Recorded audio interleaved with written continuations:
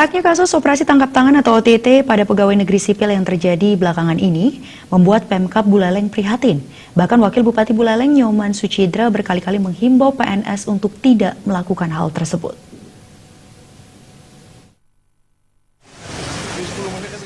Menyikapi kasus-kasus OTT yang belakangan ini marak terjadi di wilayah lain, khususnya bagian pelayanan masyarakat, seperti di Sdukcapil, pelayanan kesehatan dan perizinan, Wakil Bupati Buleleng Nyoman Sucidra selalu mengingatkan kepada pegawai di lingkup pemerintahan Kabupaten Buleleng untuk tidak melakukan hal-hal yang tidak melawan hukum, taat aturan dalam melaksanakan tugasnya.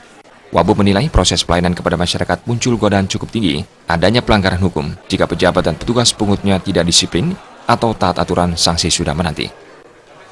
Menyikapi berita-berita sekarang masalah OTT di dinas-dinas atau OPD di lingkup pemerintahan di Bali. Jadi kami sudah menghimbau kepada yang memberikan pelayanan kepada masyarakat, khususnya perizinan, kemudian pelayanan kesehatan, pelayanan administrasi baik itu kependudukan, surat menyurat dan sebagainya, untuk tidak melakukan hal-hal yang bertentangan dengan hukum.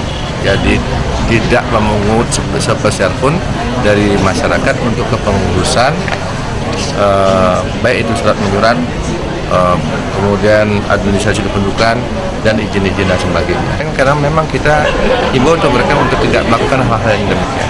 Ya, kita sudah sampaikan. Nah, kita tegas kalau mereka melakukan hal-hal begitu, ya nanti sanksinya ya hukum harus dijalankan. Di samping itu pula, saat ini kadangkala masyarakat yang memancing pegawai untuk melakukan hal yang tidak baik. Maka dari itu, perlunya kesadaran dari kedua belah pihak agar bisa menghindari perbuatan yang berkaitan dengan hukum. Komang Yuda